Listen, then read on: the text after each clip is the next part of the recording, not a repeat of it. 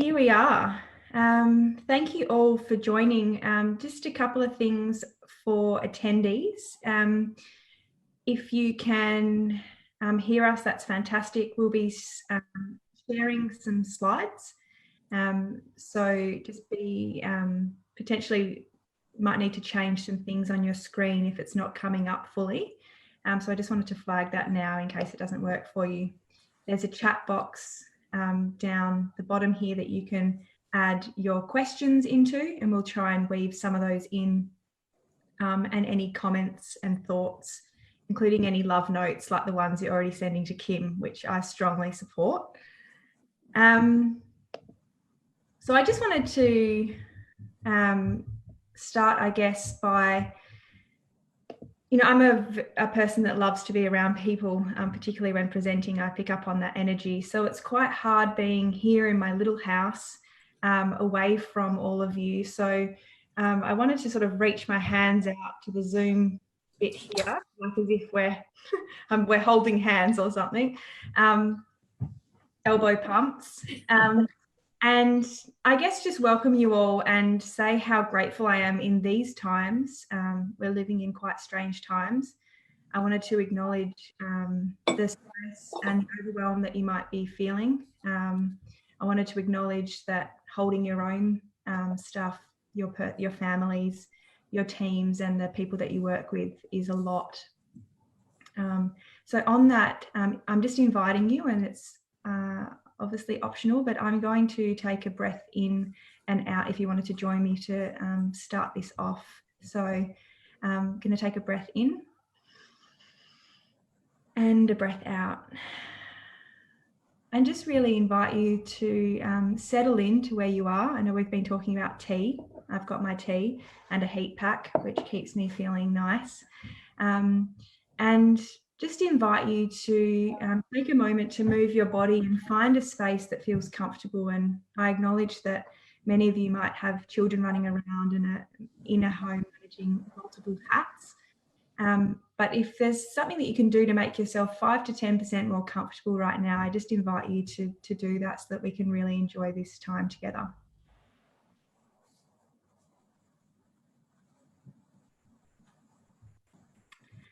So I just wanted to start first, of course, with an acknowledgement of this unbelievable country that we live on. And I think right now in these times, what's, I guess, my lifeline actually is the trees, the seas and the breeze. And I just wanted to take a minute, to feel our feet on the ground if you can, and start by asking ourselves whose land we're standing on. So we're gathering virtually across the country, people from everywhere, including in the islands, Torres Strait Islands, which is where Leanne's joining us from. And there are over 500 plus nations that make up this country. And I wanted to acknowledge with great respect and humility the traditional custodians of these unceded lands and waters across Australia where I live, travel and work. I wanted to extend my respect to all Aboriginal and Torres Strait Islander and First Nations people. And I commit myself to being a forever student, listening deeply and learning new ways of thinking and standing side by side. So here we are on webinar number 2, and thank you to the attendees that joined us yesterday. It was lots of fun. And now the 300 plus people that are joining us here and those people on Facebook Live. This is a whole new world.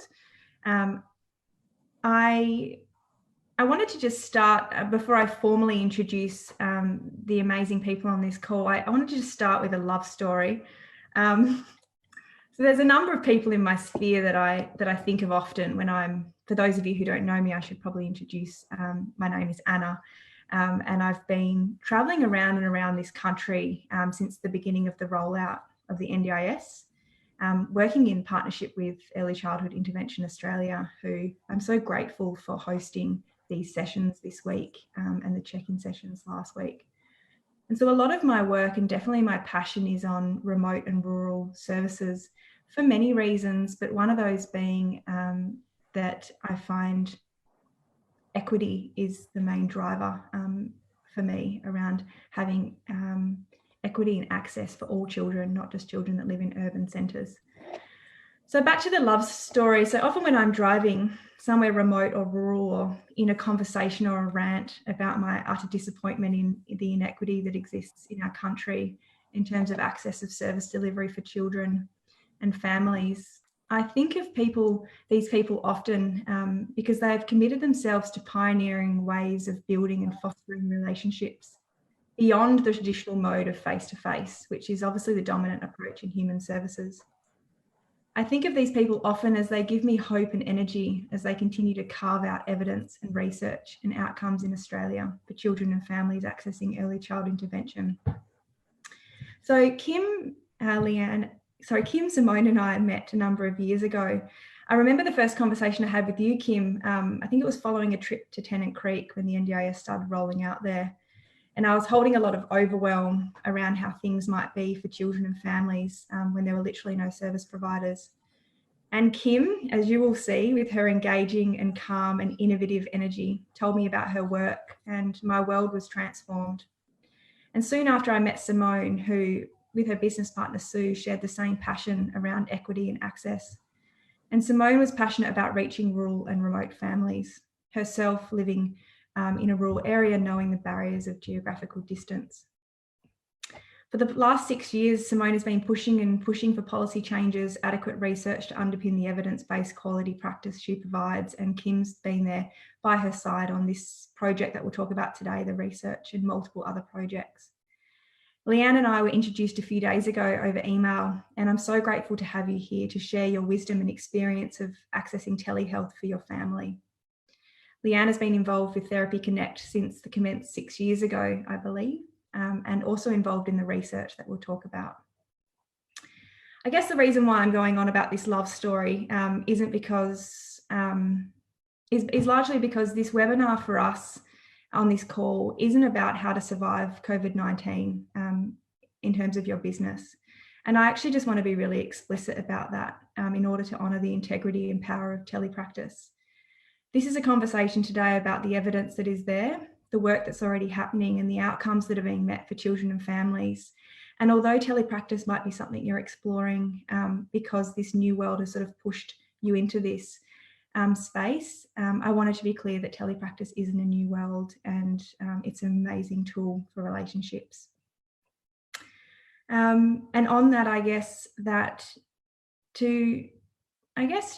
ask today to maybe challenge the thinking over the next 90 minutes about how technology can be integrated in the way you work, how your relationships can evolve and change through pulling on different tools, and that telepractice is not a plan B, and that we would never promote something to our children in Australia that's a plan B.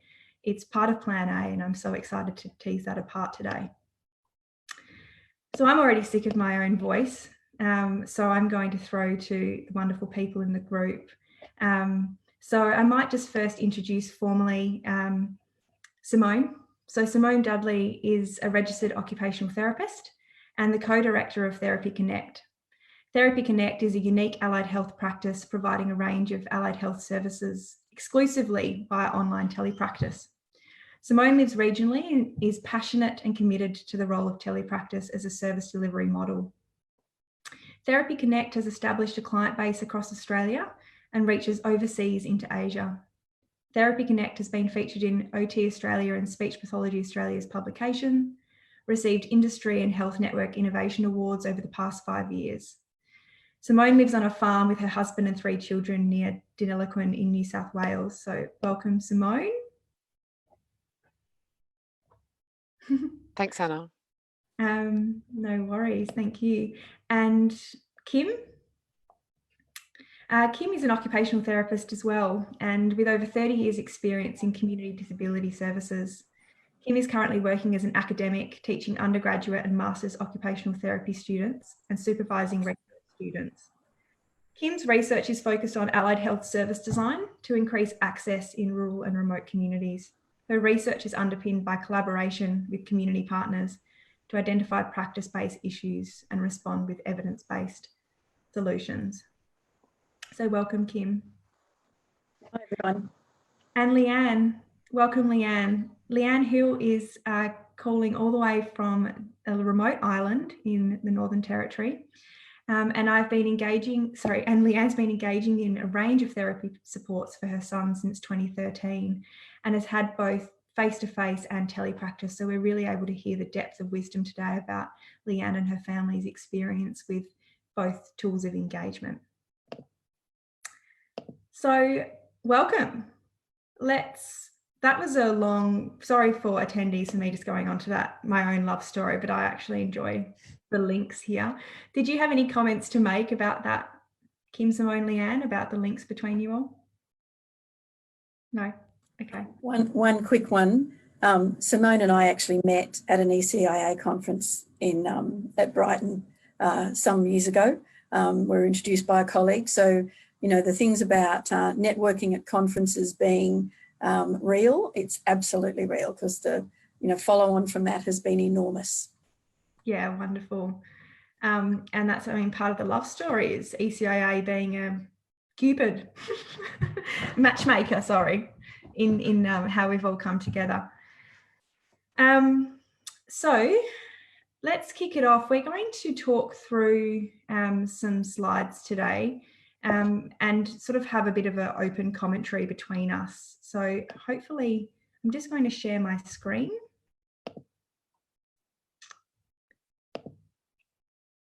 And for someone's asked about my role and where I'm from, missed my introduction. I probably didn't introduce myself properly, but I have so my name's Anna McCracken, and I've worked within and alongside ECIA for a number of years now. I'm a social worker by background and then moved into human rights law and independently sort of follow the NDIS around and have just wrapped up Australia's 10-year strategy for early child intervention, the national blueprint. So I'm sort of in the policy space. That's a bit about me. Can everyone see that? Yeah. Okay.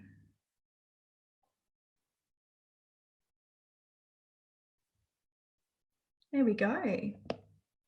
Because I'm sharing my screen at the moment, I can't access the chat. So if something comes up, Kim or Simone, that you wanted to raise, please do, and then I'll have a look after. So Kim, I might hand this over to you, if that's okay. I'm going to do this. I learnt this yesterday and I love it. It's virtual handball. Okay, so so I'll just do a next slide, please thing. Is that all right? When we get to that. When we get to that. So if you would now go to the next slide. Thank you. So as I said, and I've said in my introduction, my work is not about me. It's actually about with, right? And so I'm always working with collaborators. So it would be unfair of me not to acknowledge the collaborators who have contributed to the information that I'm going to share with you today. And also, I guess, to help you understand that this is a broader thing. This isn't something that we've just come up with in the last little while. We've been exploring this. We don't have all the answers. There are still things we have to address, but there's been a range of people who that I've been working with and who are, really passionate and interested in this area. So we got an Our Day Foundation grant for a project that was led by Dr. Monique Hines and Professor Michelle Lincoln, Simone, Dudley and Sue Cameron from Therapy Connect also worked on that project. I've worked for some years now with the communities in northwestern New South Wales, and I'm seeing names coming up in the chat box of people from out there, so big shout out to all of you out there as well. And those communities have been very generous in working with me and looking at how we unpack and design services that are right for each community. It's not a one size fits all, and we know that. So it does involve energy and effort from each community, and I'm really appreciative of the involvement of people in that. McKillop Family Services. I'm involved with a therapy support worker project with them, and I see a few of those people in the chat box as well. So they're based in head office in Dubbo, and have outreach in northwest New South Wales. And we got some funding to look at teletherapy as part of telepractice, as part of working with therapy support workers in remote communities. And Brianna Dennis is on the research team with us, but all of the staff there are working with us on this. So I've seen Tegan and Tanya on the chat box, so g'day to you guys. And then I'm also working with Aspect, and Genevieve Johnson, Dr. Genevieve Johnson is the co-researcher there, and we are looking at a positive behaviour support clinical trial project at the moment. So there's lots of fingers in the pie, and it's really important that I'm acknowledging all of those things have contributed to the stance that I have here. So next slide. So why are we interested in this? Why does it matter? From my point of view, rural and remote service design has been the driver for me. And we know that access to allied health services in rural and remote areas has been historically poor. There are initiatives that are being put in place and everybody's trying to work with it, but it remains not good enough. And it's something that we still have to work on as a social justice issue from all sorts of service delivery agencies, be it health, NDIS, primary healthcare, private practices, etc.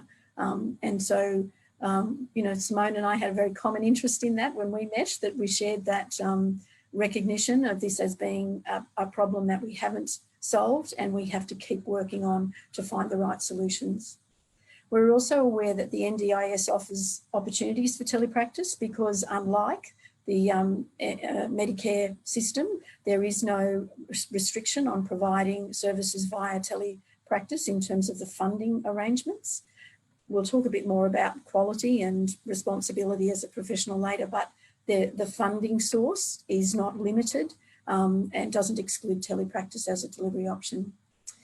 The research that we've been doing over some time really has identified telepractice as a potential unrealised. Everybody's kind of gone, yep, we know it's there, yep, it sounds like a good idea, and yep, we'll have our staff meetings via telepractice, and yes, we'll do training, etc. But it hasn't been realised to its full potential, and internet access is improving. I know there's still issues in some areas, etc., but it is improving, so the possibility of it is growing, and we're not keeping pace with that in terms of our service design and the implementation in a practice setting.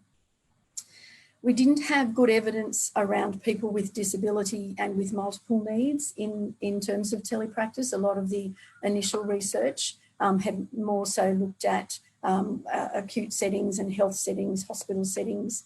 And so we were wanting to understand a bit more about that in terms of the client group or the people with a disability in rural and remote areas. And the evidence in natural settings, some people had really looked at sort of transporting a clinic model into another clinic far away, rather than really looking at exploring the possibilities in natural settings. We know that allied health professionals have concerns about telepractice and have kind of been reluctant and nervous about this. So it's something that we have to engage with and unpack what's going on for allied health professionals and what skill set they might need or questions they might need to have answered. And we've also heard that families are unfamiliar with telepractice because it hasn't been made available to them. But in the main, they are quite open, and people are more technology savvy. Smartphones, doing FaceTime, Skype is a common thing now for lots of people. I know not for everyone, and I'm not suggesting that this is, you know, there will be people who are not as familiar with technology, but in a broad sense, technology is something that is accessible to a large proportion of the population. So that's what drove my interest in looking at telepractice as a service design option. Simone, did you want to make comment about that as well for you, about your Yeah, journey? sure, Anna. Thanks, Kim. And I guess why did Therapy Connect start? And sort of, I suppose it came down to the fact that Sue and I are both entrenched in our regional and remote community, and felt that very much so that we needed to find a better way as both experienced practitioners to deliver services to increase access and equity, but also as consumers ourselves. You know, we were incredibly frustrated with our own access for our own families. And the top picture is actually our front driveway, and that's my son sort of riding sort of a bike. So we are really out there. The bottom picture was the road that I used to drive 136 kilometres on to get to work. And it was in that drive that I thought, you know, there has got to be a better way. And this is sort of pre-NDIS and pre-NBN rolling out. And so, yeah, very much so, we felt that that they're, you know, using technology could be a way to increase access to services.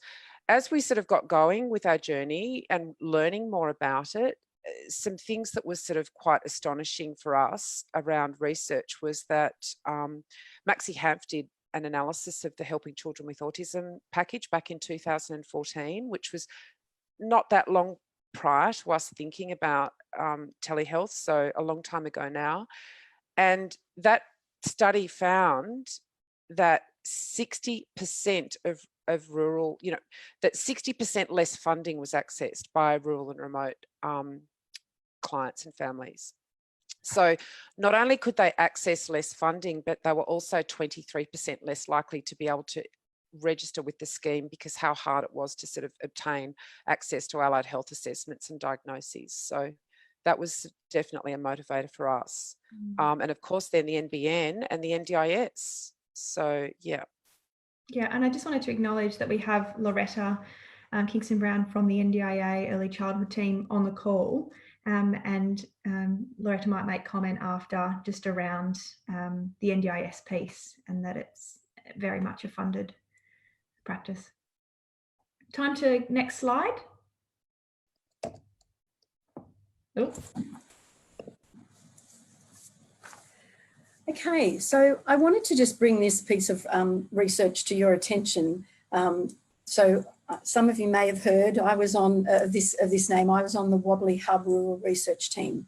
That was a program of research, a stream of research that was funded by the NH&MRC for 5 years, and I was really fortunate to be engaged on that as a project officer.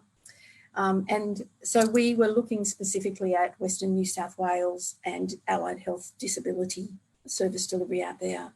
So we had an honours student, Kate Gardner, who did this project.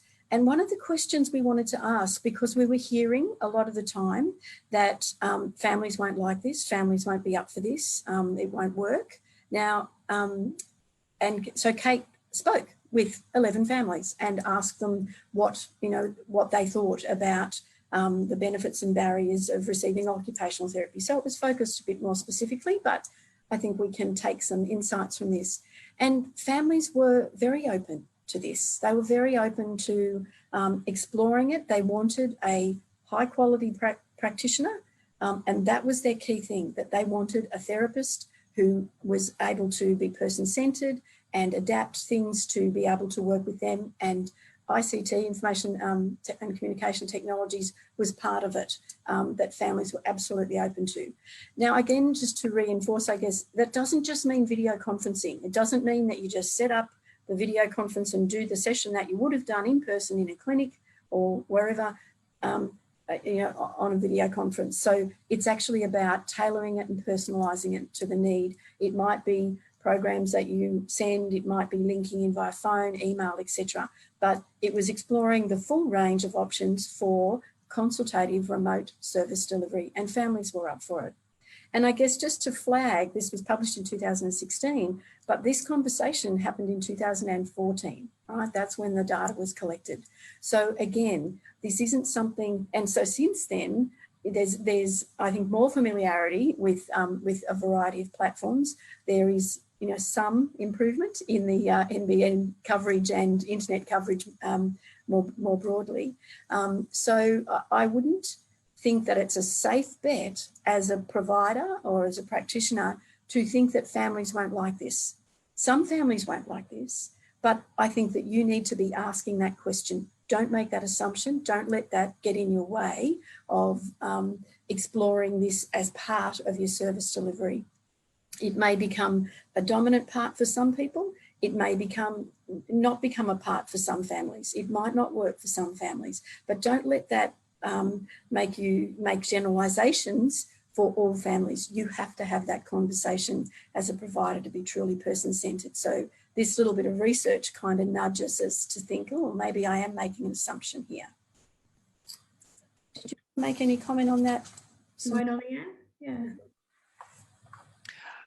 Sure, Anna. And likewise, a study that we refer to, Iacono and colleagues did a scoping review of Australian allied health literature, and they found that there was consistent outcomes in telehealth versus face-to-face. They found that consumers were really open to the idea. They were certainly up for it.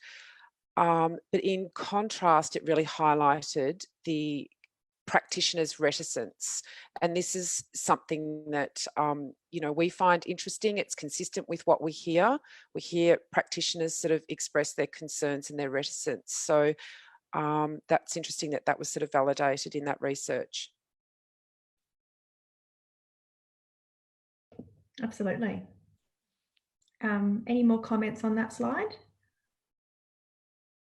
I just wanted to ask in this slide here, and it might not be of interest to the attendees, but I love it in terms of Simone, what your story was around getting research up for what you were doing, and sort of that you travelled. Sure. I guess we, in the early days, we felt we really, you know, had part of the solution. We could imagine how telepractice could sort of be part of the solution for increasing access and equity. There wasn't a lot of evidence that we could find, and we really wanted to be part of that sort of story. And as a past University of Sydney graduate and having met Kim, I mounted a harassment campaign and kind of pester power over the course of a year between Kim and her team, Monique included, phone calls and emails, and any opportunity to sort of show off about what we were up to, we did. And on the other side of the fence, Kim was describing her version of events, which was really how hard it was to gain sort of funding for the research. So once we were able to join forces together in a project, that was, yeah, really great. Amazing. Simone, can I just ask, with the comment you made before about the reticence that came out of that project, was there one or two reasons, like main reasons why, that sort of underpin that? The reticence of the scoping review you're referring to, yeah. I'm just extrapolating why, and I think this is just my thoughts, and Kim will know way more about this, I'm absolutely certain, is that it is really hard. You know, adapting to telepractice requires a lot of problem solving. We don't have a cupboard that we can just reach into to grab our resources. We have to problem solve constantly. And as expert practitioners, we like to be competent. And so this is a challenge for us, I think. Mm. Yeah, I'd agree with that. I also think that sometimes people can get put off by needing to be a techno-whiz, right? And thinking that I'm not good enough with technology to be able to actually do therapy with using technology. And I guess, you know, my response to that is you actually don't have to be. A lot of these platforms are very intuitive and user-friendly. And once you've done it a couple of times with someone, you know, set it up with a colleague in the next room and have a go, you realise that the platforms don't require you to have a degree in computing science or technical support. You do have to be flexible, and you will come across issues. I'm not saying it'll be perfect. I was doing one of these webinars the other day and my screen kept freezing, and it was, you know, I was getting flustered, and I had to, you know, pull out my professional skills and work out another option, and we found one. So there will be issues, but you don't have to be a technical whiz. And I think the other thing is that people do have some perceptions around, I need to be in the room to form a relationship with people. And that's something that I think is being challenged by the research, that you actually, this is a relational medium. And I'll talk a bit about that in coming slides, but those were probably the dominant things. How can I possibly do this across a screen that's so impersonal, right? You make it not impersonal, you make it relational. And so those were some of the issues. There are pragmatic things, internet access, equipment, etc., shifting the way that you're providing services.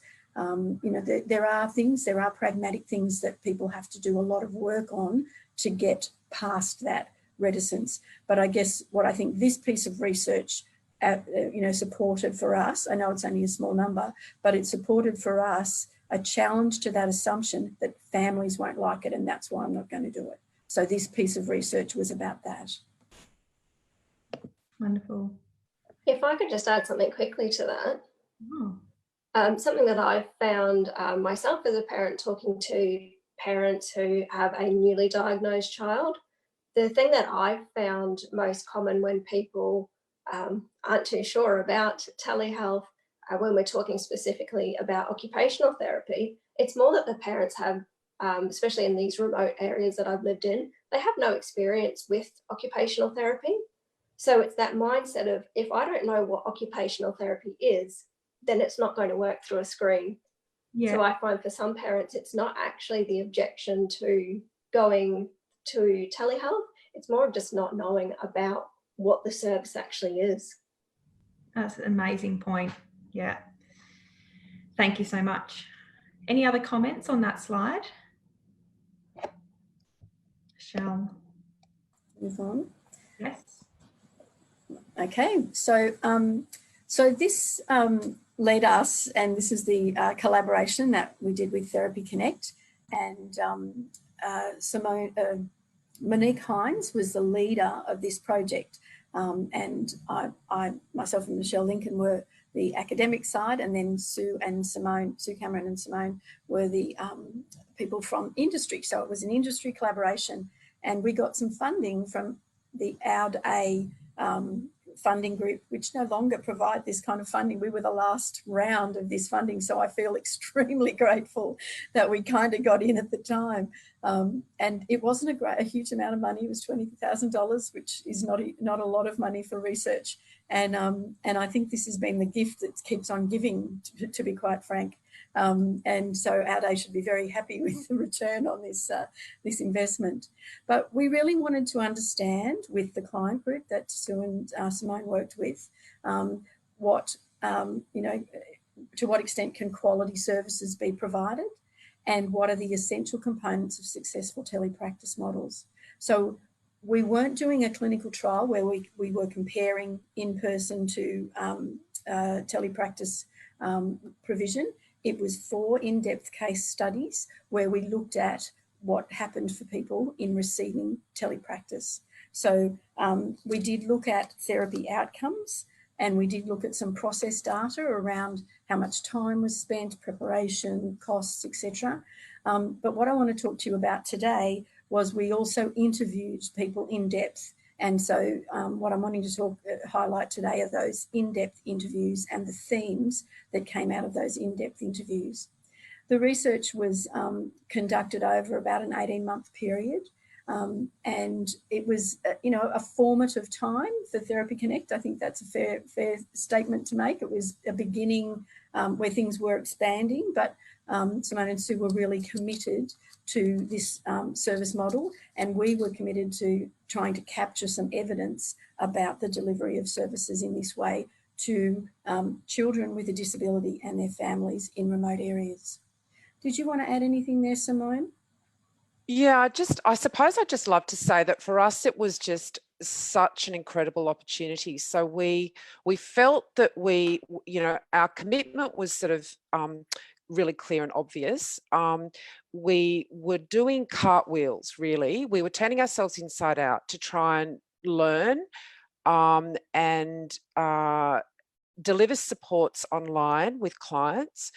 But what we really needed to do was to sort of look at what were the components that were really important and how that was going to be put into a sustainable, I suppose, business model at the end of the day, if we were to be ever able to sort of reach more participants, because that was sort of the goal. This opportunity really gave us access to resources, access to expertise, the opportunity to really reflect deeply about our practice. And I guess this was sort of the foundations of the business, really.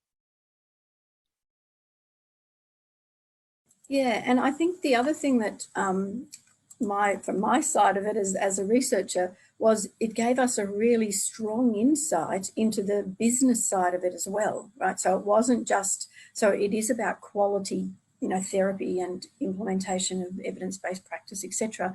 But it was also marrying that with a business viability head and marketing and promotion and awareness of those kinds of things. That was really, you know, a lot of new learning for me, and really helped me to kind of blend those insights. Leanne, I don't know if you wanted to add anything about your experience of being involved in the research. No, I don't think I have anything too worthy to add at this time. Thank you. So the next slide, Anna.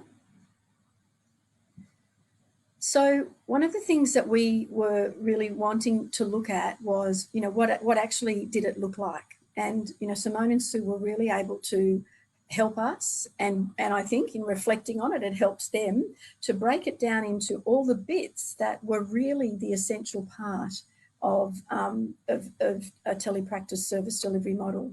So multiple platforms, as I mentioned before, was one of the things. It's not just synchronous video conferencing sessions. That's part of the suite of tools that you use, but it's not just synchronous sessions. It can be using photos, videos, email, telephone, etc., using other apps or other ways of interacting that are compatible with what the person needs, sometimes texts, etc. People have used phone line for the audio when there's not enough bandwidth to have everything happening on the computer, so you have a phone with the audio and the visual coming through the computer. So really looking at enhanced communication and enhanced connection, but in a remote setting. It absolutely relies on person-centered coaching. And we know that that's an essential part of good early intervention practice, or good practice probably more broadly than early intervention, but particularly in early intervention. So really getting the coaching thing happening. And in fact, we'll talk about this a little bit more later, but that was actually enhanced by being at a distance. You can't jump in and help that child with something. You have to coach the parent or the support person who's with them about what you think might be happening there. Oh, so I'm seeing this and this. What do you think we could do to overcome that barrier? You're really being very much more on the front foot with your coaching. You are really looking at participation in natural settings because you're in the natural setting. You can set it up to be in the natural setting. And you are supporting families and others to connect to sessions. So that might be that it could be recorded, or you could have a parent who is at home, a teacher's aide who is at school, and somebody somewhere else, because they can all come into that session, but they might not be able to travel to all be in that session. Or you could potentially, with permission and all the privacy stuff that goes with that, record a session and have a parent who was working at the time look at it later, or have other family members connect in if that's appropriate and helpful. It's a mind shift around adapting resources and technology to deliver the sessions. You might use apps, you might use online games, you might use other ways of doing things that you might have done in person before. Simone, did you want to add, or Leanne? Sure, and I think we often talk about, well, how is it really different to in person? And my view is that there are two significant differences. The first one is the work around supporting a family connect and realizing the potential and covering off on the technology, but also other things such as how sessions are going to, what are the actual session content going to look like, and helping families visualize what therapy is going to be like. So that's sort of the first part. And then the second part is really the work for the practitioner, which is really adapting content, resources, strategies, therapy approaches to be sort of able to be delivered online in the same way that you would if you were in person.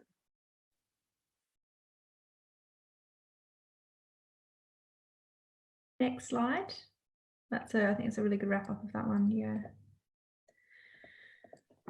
Yep. So some of the themes I was mentioning, you know, from the interviews that we did, you know, some of the themes that came out, there were 4 that I wanted to focus on today. 1, 2, 3, 4. Oh, yes, 4.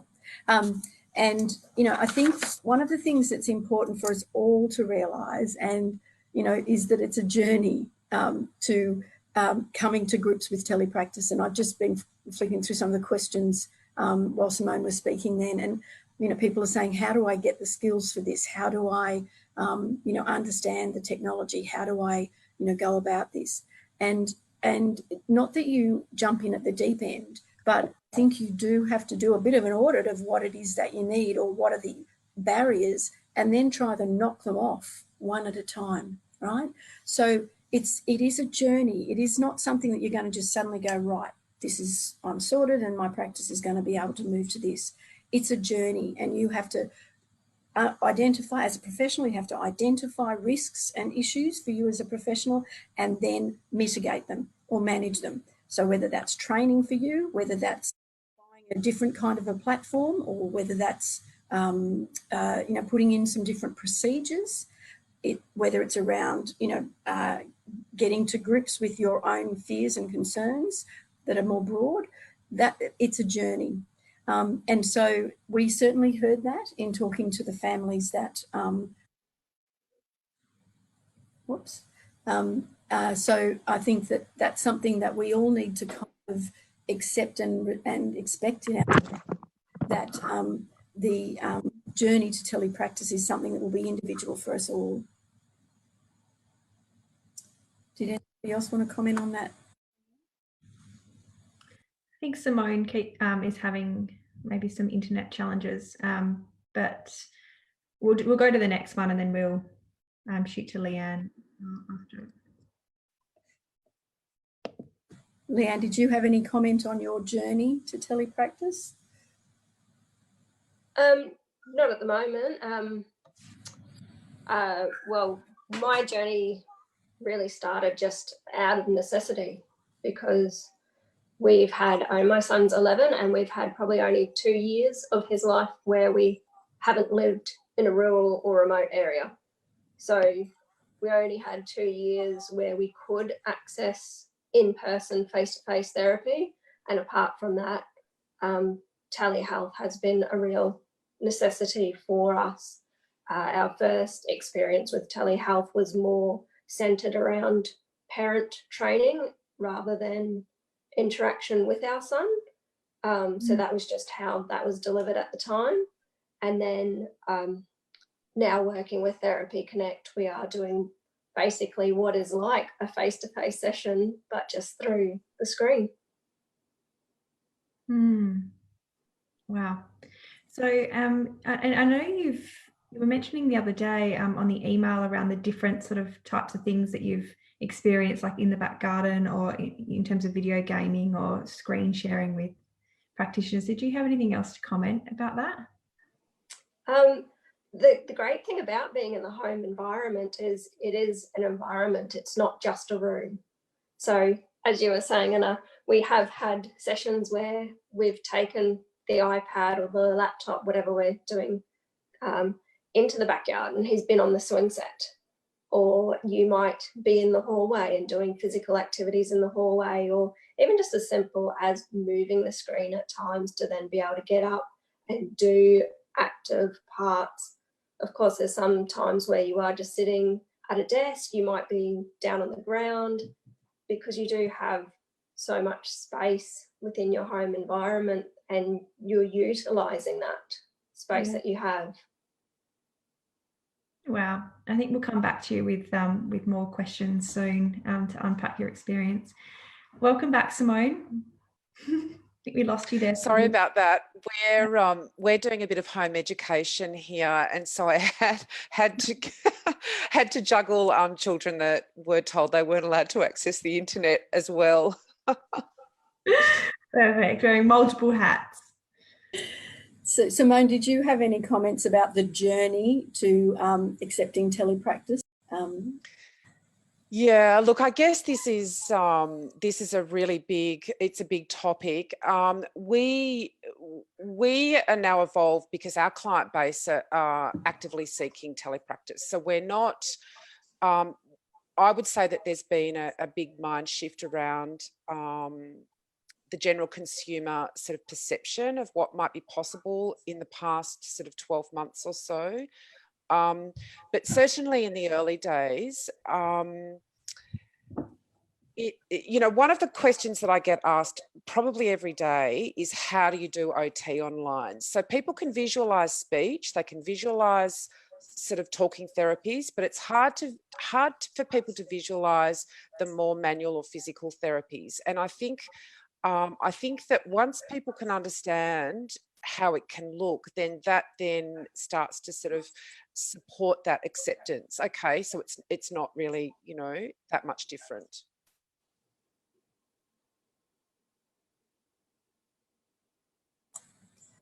We move on to that next slide. Thanks, Simone. So one of the other themes that came out was that, a bit like Leanne was saying, that this is actually really person-centered, because it's there. It's in the person's home environment. It's it takes away some of the issues around travel that people have. It's about being in their familiar space, and for children with autism particularly, this can be something that can be very helpful. And so that whole idea of this being a kind of artificial medium was really blown out of the water by the feedback that we got from the people that we were speaking to in this research.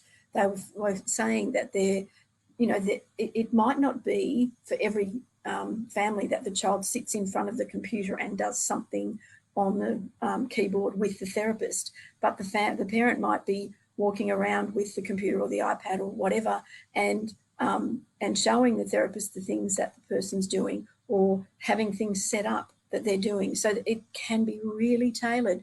Whereas some kids love sitting at the computer doing games on screen, etc., and you can make that tailored to their particular interests and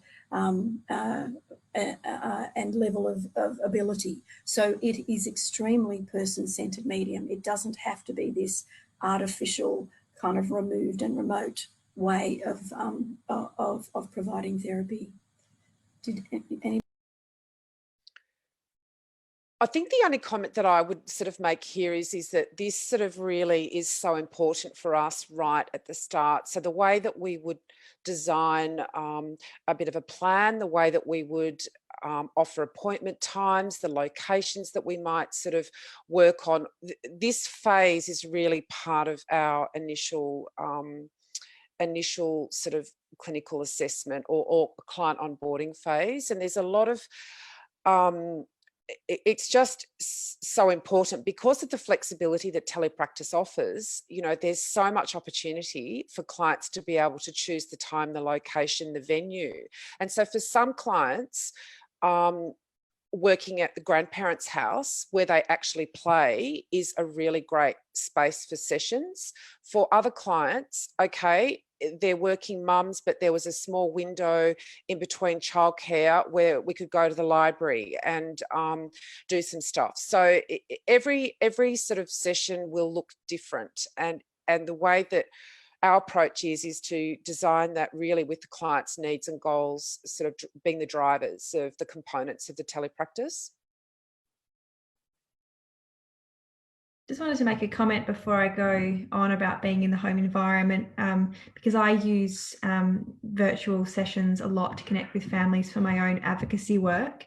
And I found it incredibly helpful to ask the question, show me what that's like, or take me into that moment. And so having that real-time experience with families in the morning during the morning routine, or at night, the dinner table, or when there's a particular behaviour, has really helped me frame what is happening for a family to be able to then advocate for what's happening in that moment, and really understand in that moment, rather than hearing it afterwards or seeing the child in a different way. So yeah, I would just say that being in the home has been an incredible gift for me to be able to be in and share that experience with families and understand it.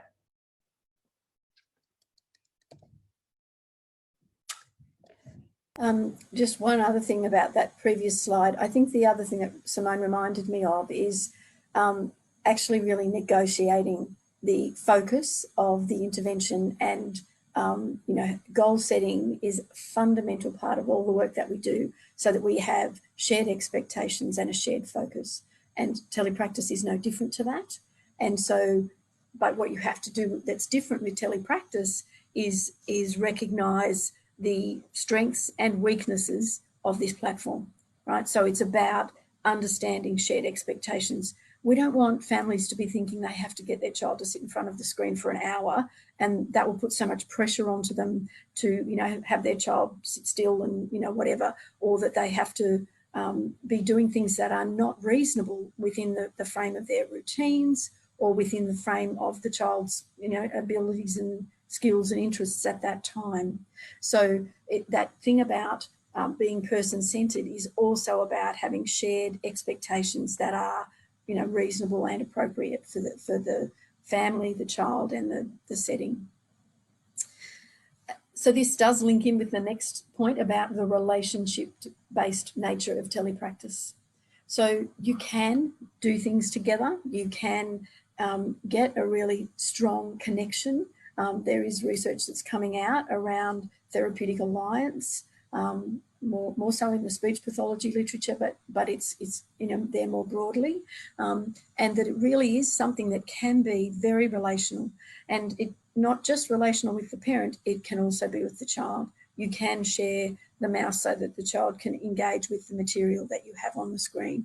You can look at different kinds of games and apps that you can both log into and play remotely. There are ways of relating both with the child and with the parent. But of course, that's going to be individualised and different for different kids. So some kids that won't work for, they're not up for that. But you have these options that can make it very relational. Did you want to add anything to that? I think maybe Leanne, you know, Leanne, would you make a comment on your experience of how easy or hard it was to build a relationship that you felt, you know, you needed for therapy to be facilitated? I was actually quite surprised by how quickly our son was able to develop that relationship with his therapist through telehealth. And then there were so many activities that he was participating in that were tailored to the interests that he had, the things that his therapist knew that he was currently doing at home, what he was enjoying doing. So whether that might be knowing that he enjoyed video games and using a video game approach where possible, or saying, you know, what did you cook this week? I know you've been cooking recently, and working that sort of thing into the session where the week following you might have an activity based around things he's been cooking. So yeah, I found that the relationship did actually build really quickly between child and therapist, but also between myself and therapist as well. Probably does help that you are in a home environment. For us, we do therapy at our home. So that actually does just create such a naturally relaxed environment that it really helps build that relationship. Absolutely, thank you. Should we move on to the next practice? Yeah. This one was from you, Simone. Sure. So I guess I just put this snapshot together around what families tell us and why families would keep coming back. Families like Leanne that felt that, you know, there was a level of enthusiasm, and this was part of what we discovered with our research and work with Kim, is that telepractice gives you that regular and consistent access. So for those of us around regions where accessing sort of regular appointments is really difficult, telepractice provides that opportunity. So increasing access and equity was certainly really highly accepted. Certainly being able to achieve functional goals, I mean, it goes without saying we want our mode of practice to be effective. So that was really important. But this point, the next point is probably I feel really important, and this is that our carers report an increase in confidence in their ability to support their children. So there was something about the approach that was building capacity and capability that was really what, in our view, early childhood, early intervention supports were all about. And that was really being enabled by our work. And of course, accessing therapy in natural environments is absolutely a bonus. So yeah, so that was sort of, I suppose, a snapshot of our findings.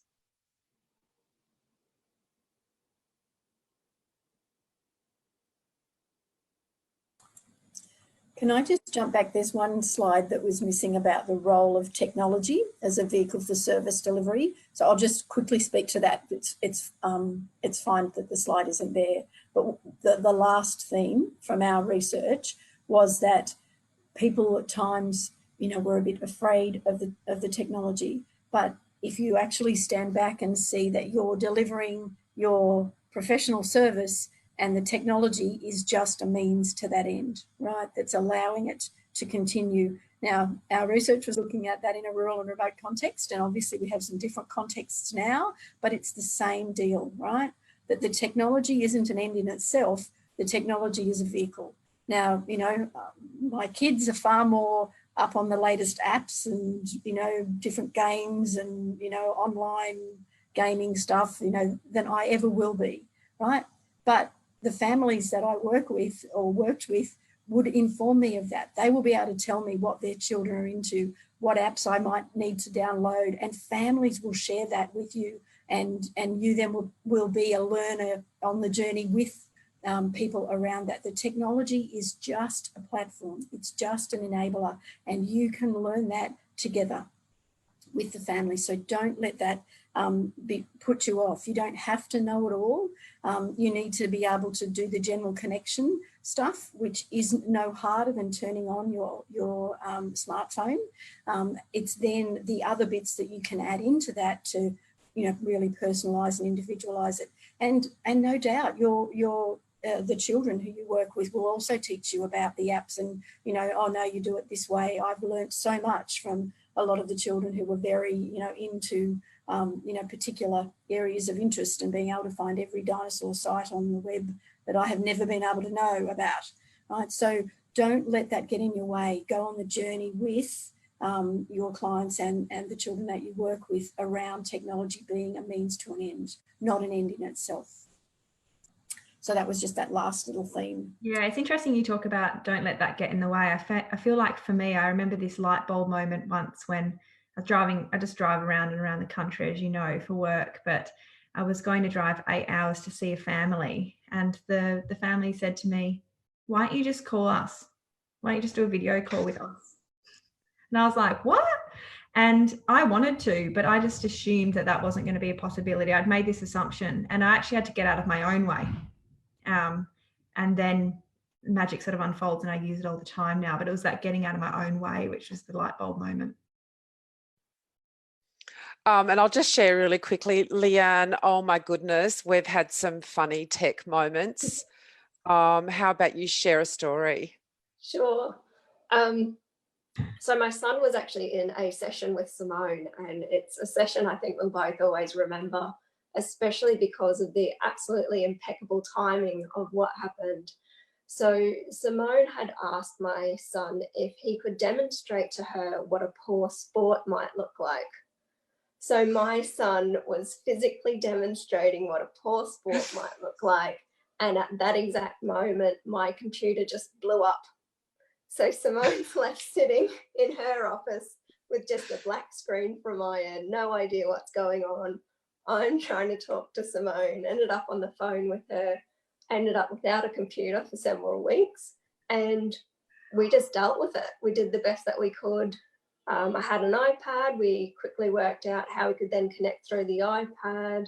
We discussed about the fact that if needed, we could just do emails and photographs and that sort of thing for the next couple of weeks while we were waiting for those computer repairs. But yeah, it was just hilarious to have that happen. And also because we are quite remote, I do get technology problems. Within the last 3 months, we've lost all telecommunications 3 times.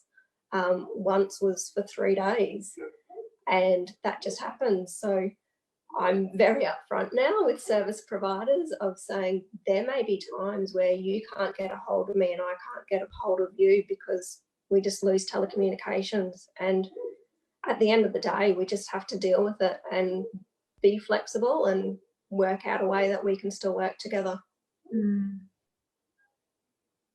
I love that story. I can just imagine you sitting with Simone. For that. I think Leanne forgot to highlight, or she might not have remembered, that particular session was being recorded for the University of Sydney Mythbusters. On You Don't Need to Be a Tech Guru, and here we had an exploding computer.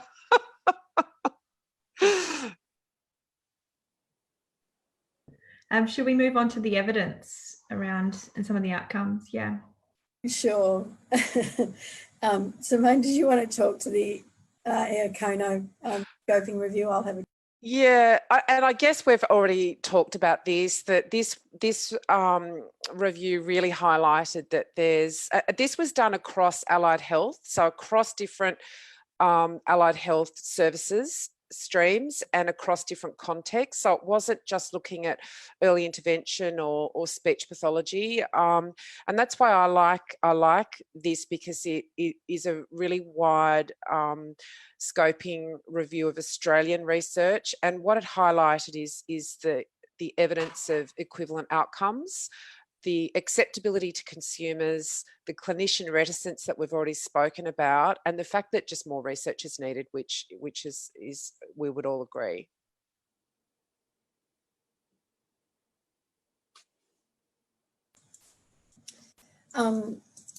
So I'm not sure if there's another slide about evidence, but I'll come to it later because there's some other evidence that I want to bring to your attention, but I can talk about that later.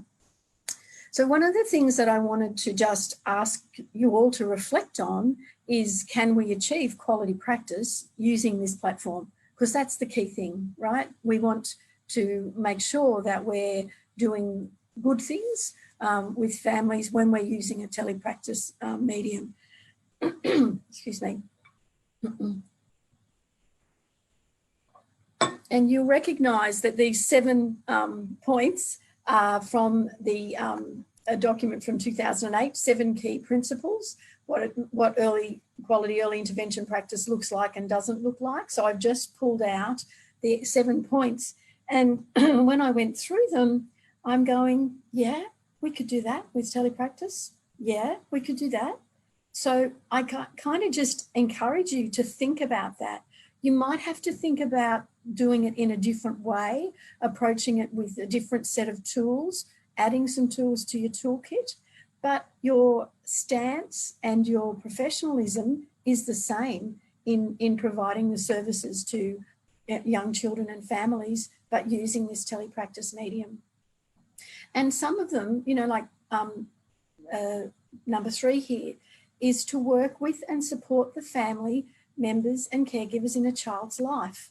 And what we heard from our research was that it actually made practitioners be more purposeful and on the front foot in that, instead of you just doing that little something with the child and sorting out the problem, or, you know, making, you know, scaffolding an activity in a certain way.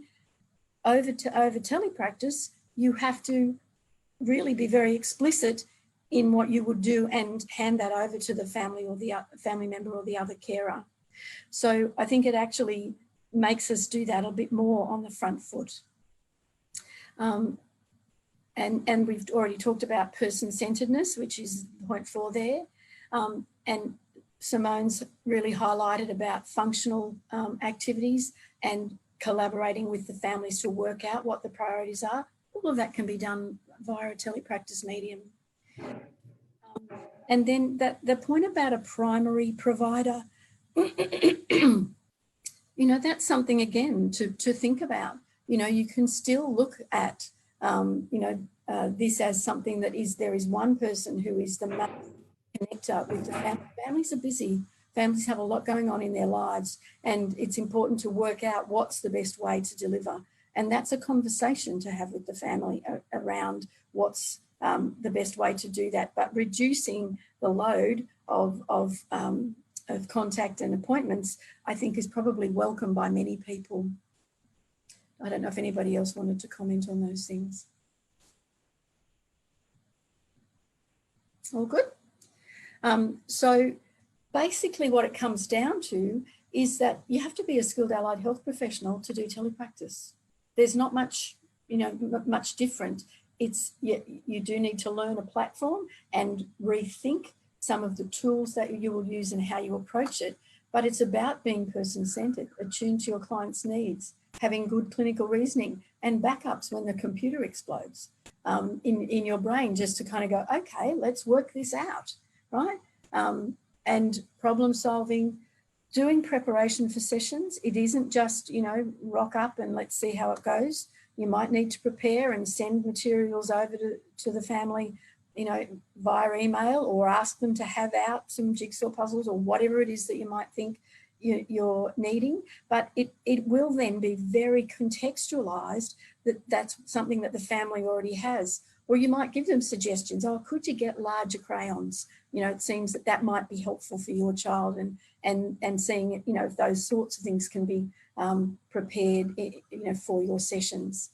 Flexibility and collaboration, fundamental to good practice anyway, but absolutely essential in this situation. There is research on therapeutic relationship and therapeutic alliance, and that this medium doesn't stop that. And the negotiation skills, that's a key part of what we need to be doing. I would look, I would definitely add that it's the skills of the allied health practitioner that underpin the success. So you're not going to be judged on your technology skills, but you will be judged on your ability to be an effective practitioner. And I think that if we're sort of ever working with a new practitioner, we sort of really spend a lot of time onboarding and orientating to the technology for sure. But what's most important is really understanding competency, skill competency, and that clinical competency is going to underpin the success. So if you were looking at starting this, then you would start where you feel you've got the best skill set and the client group that would support that.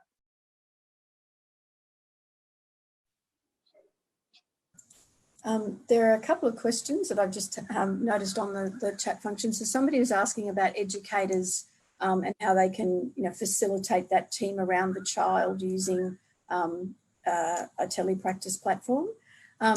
I mean, obviously, it's about having access to the range of professionals when you're needing to use a remote access approach. So having all of those other people available, you can actually run joint sessions very easily if you need to do that, but you can equally collaborate. And there are some platforms that allow team members to set up a secure place for sharing information. you know, there's a number of those that are developing, but also families have sometimes set that up themselves, some families who are more tech savvy. So I don't think there's any barrier to that. It's just about how we can work out, you know, who you're collaborating with, and that you're collaborating in a way that is respecting privacy, and it has the family at the centre controlling that. And then, sorry, I was just going to throw to Leanne. There's a comment about preparation for the session, and I know you had some points on that, Leanne. Yeah, so I think the preparation when you are in the habit of it is actually quite easy to do. It's just a quick email to the parent of, you know, before tomorrow's session, can you please gather these resources? You know, it might be something like Play-Doh buttons or whatever, or when we were talking before about working in the backyard, I might get an email to say, hey, when we start tomorrow, can you be in the backyard? We're going to get straight on the swing set and be outside and be active to start with. So it's the preparation for the parents, so they're mentally prepared and they can mentally prepare the child if need be, but it's also stopping time wasting, that I'm not having to quickly run down and find some crayons or find the right size piece of paper, that sort of thing. When you're working with particularly remote people like we are, preparation can also be looking at things such as where we live, it takes about a month for parcels to arrive in the mail. So if you're looking at something where the parents actually have to order something to be physically sent to them, it's needing to factor those sorts of things in and looking at, are there other ways around it? Is it a resource that you can make? Can you make do with what you have, use another program where necessary, that sort of thing? And I think from the practitioner point of view, there's definitely an increased requirement to prepare, and it's prepare and problem solve. So you need to be prepared. You need to have your plan A, but sometimes you'll probably need a plan B, because sometimes plan A won't work. So it's thinking and building that skill over time. And in terms of resources, it's thinking along the lines of, well, what would you do if you were with that person, and how can you then adapt? So it's as simple as that. It's just constant problem solving. No two sessions will look the same, so no two lots of resources are going to look the same. No two lots of telepractice strategies are going to look the same. It will be completely dependent upon what the client's goals are and what the family's sort of wanting to sort of work on. If I can just add to that as well, something that we've done in the past was take photographs of what we were asked, what do you have in the house that you might be able to use? Things like swing sets, scooter boards, Play-Doh, that sort of thing. And once that list was formed, that was much easier to have that communication there of the therapist knowing exactly what I had available to me in the house, so that they knew what they could ask for each session to be used. These are incredibly helpful tips. Thank you both. I'm just conscious of time. We've got 15 minutes left, so I might just get to the next slide, and hopefully we can keep weaving in the practical skills. Well, I guess this sums up, this slide sums up really our findings around, you know, what are the hallmarks of quality and success. And we've spoken to these already, really, and I'm looking over here, sorry, because I've got two screens, but placing the family at the centre of the decision making is number one. The confidence and skill set of the practitioner to develop and prepare plans. The time that it's going to take to prepare and adapt, build relationships, and build relationships with those that aren't just necessarily the family. I know in Leanne's sort of case, we were working with out-of-home care, childcare play group team leaders as well as family members. Of course, you need to be willing to learn the technology, but you don't need to be a tech expert. Thank you so much, and sorry to everyone for the wonky slides. I don't know what's happened with the formatting, but Kim, did you have a comment to make? No, I think that's... Yeah.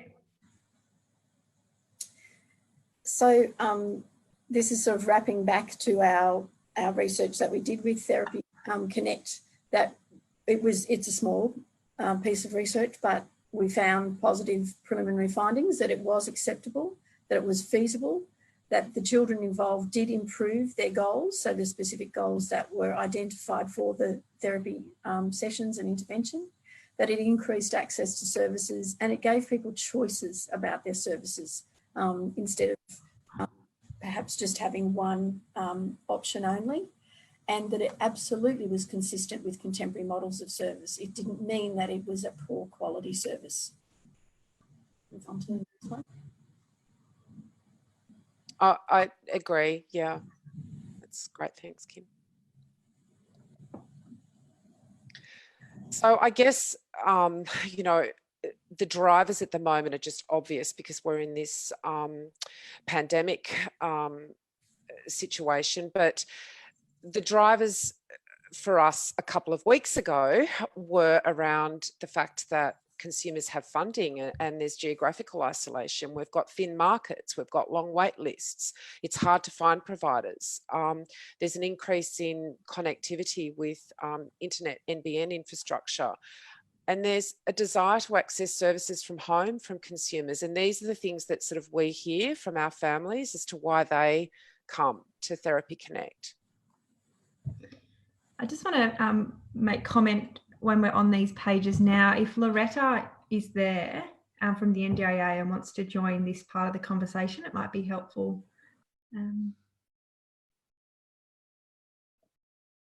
Whilst can you hear me, Anna? Hi, Loretta. Yeah, welcome. Hi, everyone. I'll just keep handing it to Simone, but we might just have a bit of a conversation after these two slides about the market and the NDIS. Sorry, Simone, to cut you off.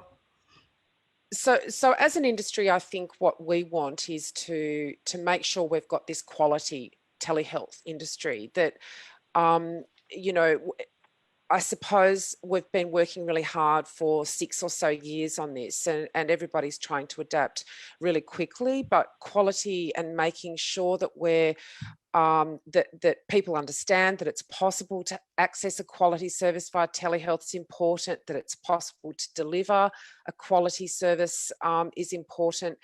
And the things that I think that as an industry we need is continuation with research. Certainly market awareness is being deepened immensely at the moment. Businesses certainly need to adapt, and that's a big deal. Adapting to the workflows that sit around offering a telehealth model, embedding telehealth in industry infrastructure.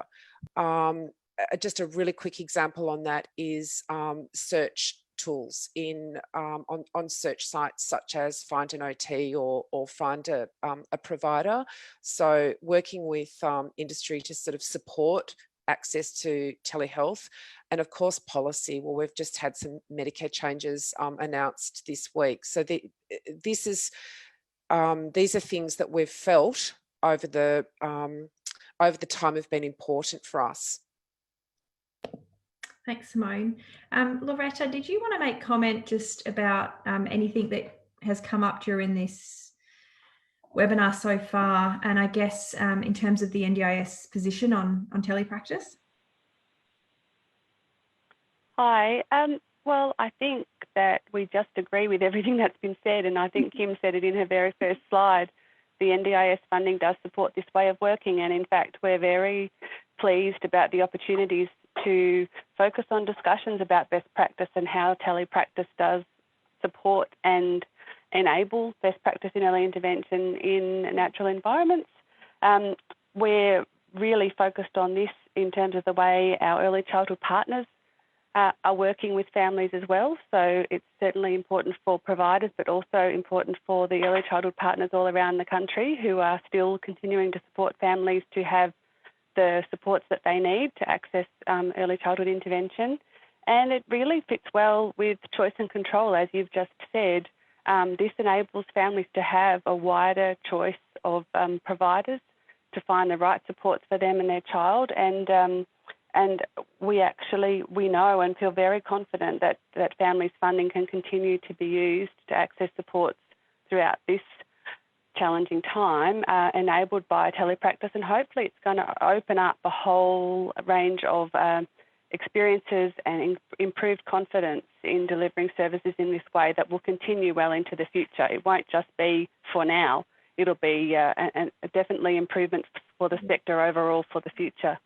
Yeah, definitely. Well, we're all excited for that. Just a comment, and I know that we've had this question. I just wanted to clarify that there will be some communication coming out of the NDIA, hopefully, on if families can use funds to access the technology they need to be able to receive telepractice. Is that something that has been flagged, Loretta? Yes, absolutely. And that's a whole of agency question that's being asked by many people at the moment to really understand that. And as with all NDIS funding, it is a specific and individualised question that will be related to an individual's circumstances and their needs. So we would definitely need to have evidence that a telepractice service was available to a family, that's what they wanted, and it was going to support them to meet their goals. And there were specific barriers identified to accessing that service that needed us to have another look at the funding that was available to that family. So if there are barriers to that, we do need to understand about it. There's not a blanket rule, and certainly we understand the majority of families, and all of your presenters have talked about it, do have access to a level of technology and a confidence with accessing technology in many homes around Australia already. But where there's a barrier to accessing important early intervention, it's certainly something that the NDIS, the early childhood partners, will support a conversation about. And our website is being updated every couple of days with Q&As about these topics, and there are certainly Q&As related to this that are on the website currently and will be updated with further detail as time goes on. Okay, sure. Thank you so much, Loretta. Simone, have you finished with that industry needs slide? Yeah. Okay, we're just sort of scrolling through now some resources. So Kim, yeah. So we've got 5 minutes. I'll be very, very quick. Just wanted to let you know that we have the ADA project developed a number of resources, a practice guide that I'm pointing to here. We have a short video about telepractice myths. That was the filming that Simone and Leanne were talking about before when we had a little oops. We've published a journal article, and there is a 2-page summary on information about telepractice. They're all available on, is it the next slide, Anna? No. So they're available on the University of Sydney website. The CDRP, there we go, disability workforce. If you Google CDRP disability workforce at the University of Sydney, you can access all of those resources. I'm not sure about the journal article because it's pretty close to being out of the embargo period.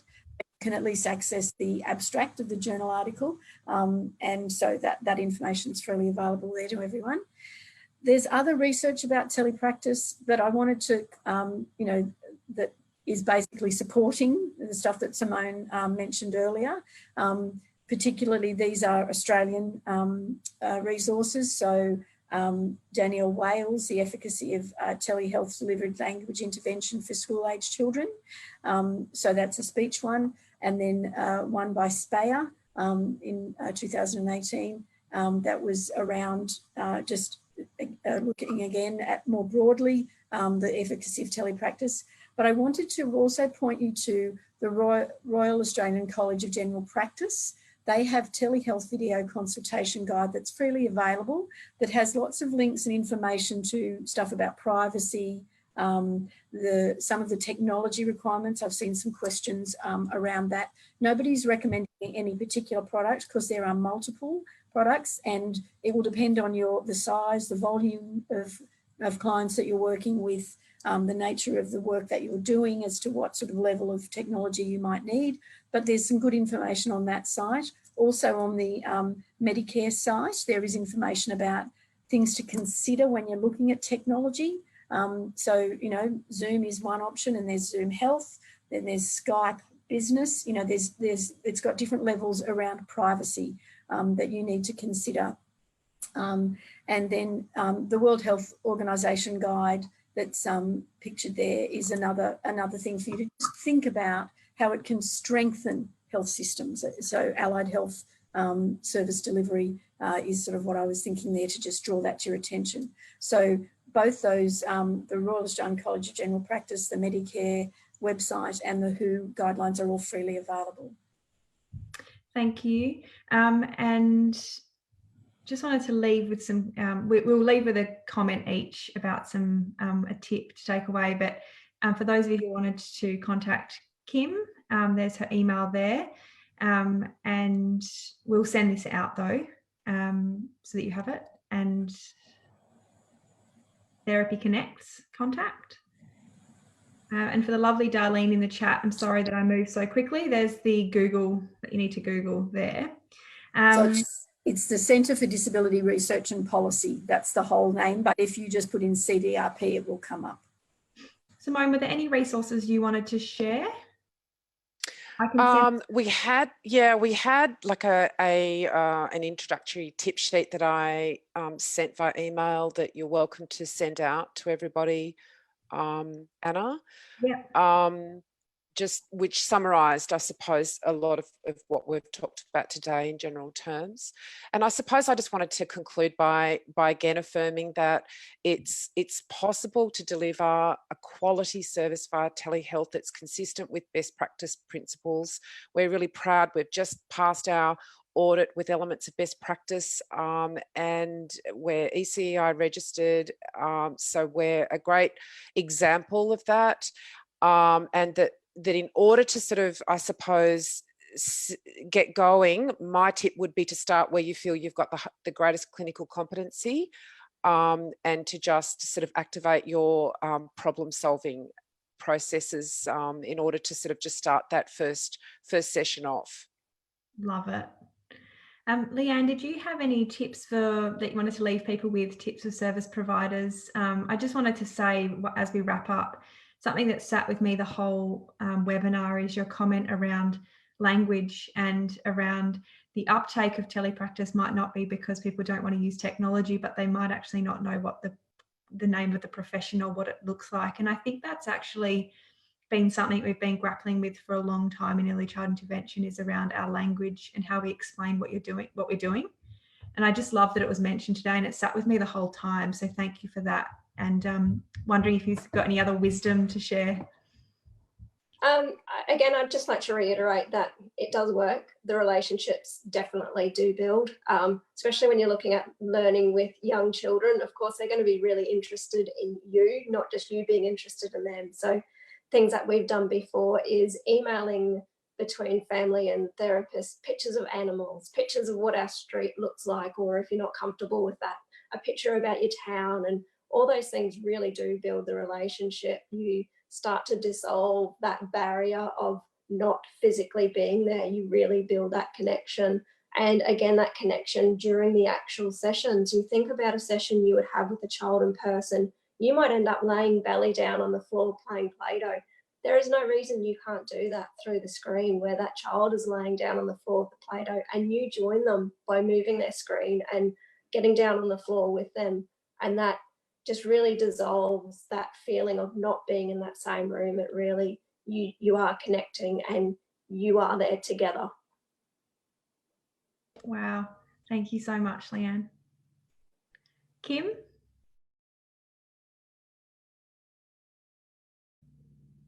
Sorry, that took a little minute to click off. I think I've said enough. No, say more. I've been talking too much. I guess I just really encourage people to see this as a quality option. You know, it's about you being a good professional. It's not about seeing this as second best. It's a quality option that will allow people access to services and, you know, fits in with all the principles of practice. So and there's resources out there. Go looking for that.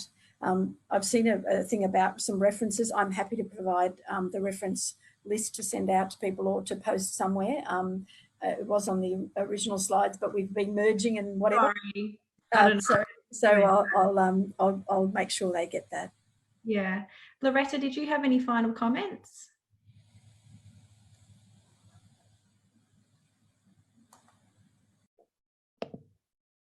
That's okay. On some of the questions that have come through, I just wanted to state, I'll go through the chat and pick out those really intricate details around the questions for the NDIA around funding, change of circumstances, etc. And we'll try and compile quite quickly a sheet for you all with that detail once we get it from the NDIA. So I just wanted to acknowledge that. And so I guess it's time to wrap up, sadly. I have learned so much from you all. Thank you so much. I think going back to what I initially was saying at the start is that I think we all had a commitment to not make this a response to COVID-19 in that it's for this period of time and then stop, but to really invite people to think about how this can be embedded for the future, because there is a strong evidence base. It does work. And if we're all committed to social justice, access and equity, I think we really need to be pulling on all the tools that we can so that all children can access supports, their families. So thank you so much. And thank you all to the wonderful attendees that have joined here and on Facebook Live. I'm going to close things off by inviting, as I did at the beginning, just another collective breath as a way of connecting in our community. So I'm going to take a breath in and a breath out. Thank you to everyone, and I wish you all safety and wellness in these times, and thanks for connecting with ECIA and joining us today. Thank you to wonderful panelists. Hug through the screen. Thank you. Okay.